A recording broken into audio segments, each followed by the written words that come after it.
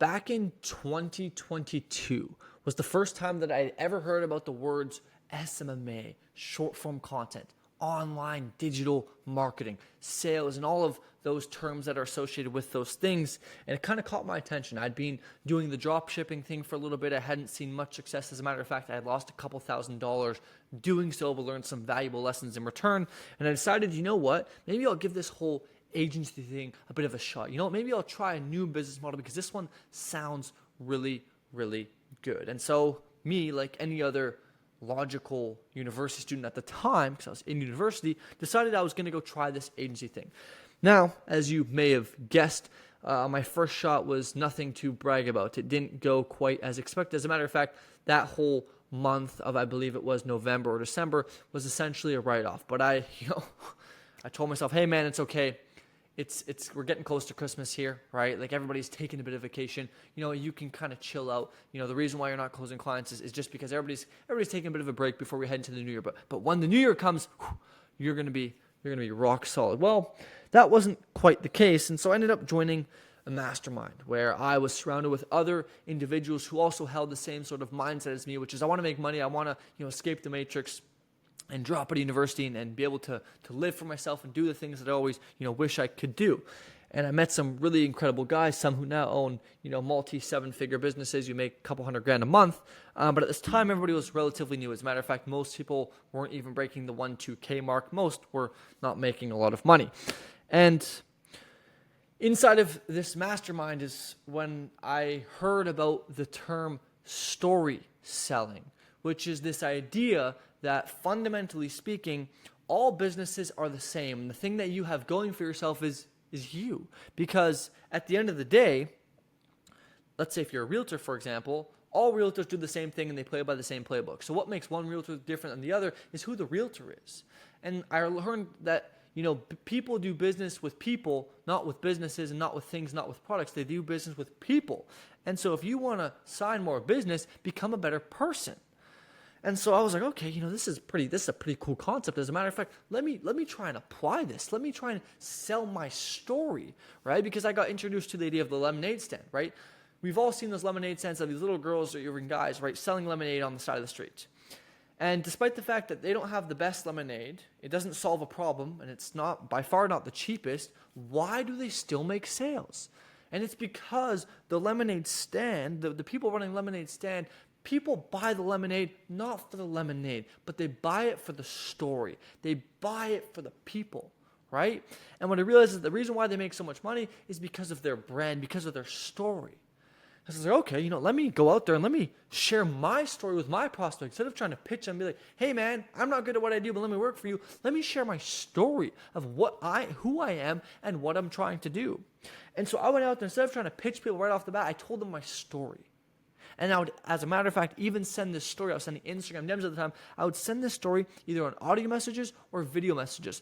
Personalized stories to everybody. And there's one key thing that I did that was different than everyone else. Instead of telling my lame, old, boring story, I told something that resonated with them. So I did a bit of digging, a bit of, research on the prospect beforehand to learn a bit about who they are. And then what I did is I told a story that would relate to them in some way, shape, or form. So we built some sort of connection, had a bit of rapport with the goal of them being bought into my story to want to chat with me further, to want to work with me.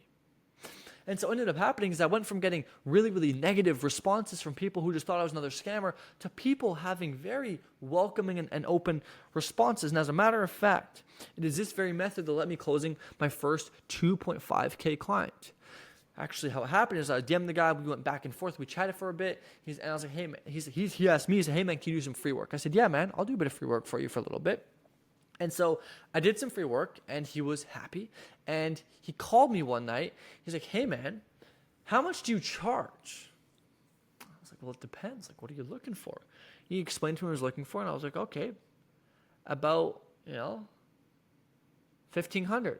He's like, okay, gotcha. And what if we do this? What if we do something different? And he added a bit more stuff. I said, about 2.5K. He said, okay, sounds good. Send me the invoice. And I was like, what the fuck? Like, I didn't say that on the call. I just, mumbled under my breath, okay, sounds good, like a shy little idiot that I was. And then we hung up the call, and I ran around my room dancing a little bit. Well, admit to that. And afterwards, they sent me an invoice, he paid, and I started working for him. And I still remember that day so vividly. As a matter of fact, I have a video of me, sitting in my room, pumping around back and forth like this out of just sheer excitement with my super short hair, and I was wearing a black SBD shirt, which is a powerlifting brand, with my gray sweatpants on. I'm not wearing gray sweatpants right now. They're a different color, but still very similar. Anyways. And it was at this moment that I realized I learned something very powerful. It was at this moment that I realized the sheer power in story selling. Now I ended up using this exact concept in my 3 other agencies that got to 10, 21, 49K per month. And I ended up using that as well across my YouTube channel here that I've now used to help coach over 600 plus agency owners. And it's something I think is very, very underused and underutilized by most people, and actually sets you apart in a world where everybody is so seemingly the same. And so today, I want to share that a bit with you and go a bit more in context on how this story selling framework works and how you can use it. And I guess the first thing you have to understand is that no matter who you are and what business you're in, right? Whether you sell B2B or B2C, I don't even believe in that. I believe in H to H, which is human to human, right? Whether you're, an accounting firm helping an S&P 500 company, it's still 2 humans making a decision that impact other human beings, correct? And so the way I see business now is not businesses doing business with other people. I see it as humans doing business with other humans. I see it humans interacting with each other, which fundamentally completely changes the way I operate my business. Because instead of trying to act like this crazy business that I just tried to sell myself more, right? Which then leads me to the idea of story selling, which is that you're trying to sell yourself and your story, which means that instead of trying to portray yourself as somebody you're not, you sell yourself for who you are, which means being extreme with your values, and which means being very, grounded about the things you do believe and don't believe in, to be extreme about who you are. Because once again, fundamentally, you want people to buy into your business and do business with you because of who you are, right? Associated with the things you do, but you want to stand out in a world where everybody's trying to be the same, right? Let's say if you're in the marketing space, there's millions of people who like to do marketing and who run marketing agencies and marketing companies. And so the thing that will separate you is not the results you got, because at the end of the day, on a long enough time horizon, everybody has good results, right? It's not the amount of clients you have. It's not the price you charge. It's who you are, right? It's do they like working with you? It's do they resonate with your values? That's what will be the difference maker. And so there's a story selling framework, which is a simple framework I use whenever I tell a story to get people bought in, right? Because there's people that tell stories all they want, but at the end of the day, if you don't tell a good story, it doesn't matter. And so the story selling framework is as simple as just sharing your story with your prospects so they can resonate with you on a deeper level and connect your values with theirs, right? Which is why doing a bit of research on your prospects and finding out what similarities you have, whether that be you live in the same place, or you like the same hockey team, or you have the same, hidden talent, or maybe it's something as simple as, both of you grew up in the same area. Whatever the case may be, that's part of it. But another part of it is understanding how to tell a proper story. And there's a very simple framework, right? There's millions of them out there that I use, and I'll share it with you now, which is there's 4 steps. There is backstory, which is setting the scene. So there's the backstory, right? Then there's the conflict. Then there's the transformation. Then there's the outcome. And so using this framework is how you want to tell every single story whenever you can. And so how it works is, first is you have to set the scene, right? And I guess share the backstory of this. And so typically how that looks is, like I did in the beginning of this video, back in 2022, when I was yada, yada, yada, in university, yada, yada, yada. Setting the backstory, setting the scene so you understand where this is coming from. That's the first step to this story framework. The second step is introducing conflict, which you saw as I did in the beginning, was me trying drop shipping, but having never seen any success. That was step number 2. There was the conflict. I was trying to make money online. Granted, I could have made the story a bit longer and a bit better, but for the sake of retention to YouTube, I want to keep it short, right? Because I could have talked about how I'd be trying to make money online for years. I tried different business models. Dropshipping didn't work, so I would try something else, yada, yada, yada. So this conflict of, I don't know how to make money. I'm trying to make money online, right? And then the transformation. Nothing worked, right? The conflict, once again. I switched to a new business model. It still didn't work. The transformation. I met a mentor and I joined a mastermind of like-minded individuals. That was the transformation period. And then the outcome was me signing my first client, and then that led on to me scaling multiple more agencies after that. And it's very simple like this. But if you're watching this right now, it's proof that this works. It's proof that stories are one of the best ways to get people to listen.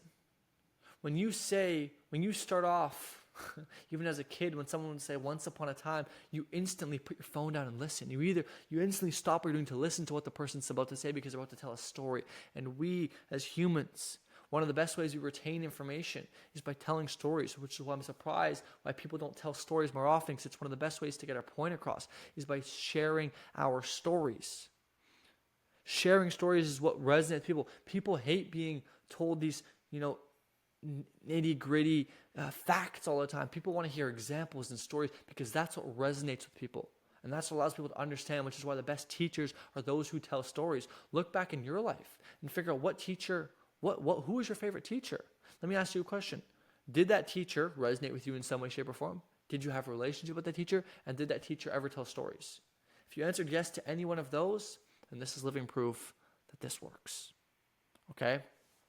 Now, I forget where I was before this little segment, but I will add on to this that one of the best ways to transform somebody's thinking is with stories. As a matter of fact, I was watching a video story even from a guy who was teaching people how to speak better. And this guy was quite a well-rounded speaker, very good actually. And he showed off that the three best ways to start a speech, right? One was like an interesting fact. I forget what the other one was, but the number one way he said was with a story. Because when you share a story, people listen. We've been ingrained as a kid that when somebody is sharing a story, we listen. And we typically get really, really, really interested as well. So the point is, start sharing your story. Start sharing stories and start being different and being unique, which you do by sharing your story. Because guess what? Nobody else can share your story because they're not you. And that's why when you share your story, you put yourself in a bucket of 1 of 0, which means you have no competition. And when you have no competition, you have a monopoly. When you have a monopoly, you can charge what you want, you can say what you want, you can offer what you want, etc. Because you are in a world of your own. I live on an island.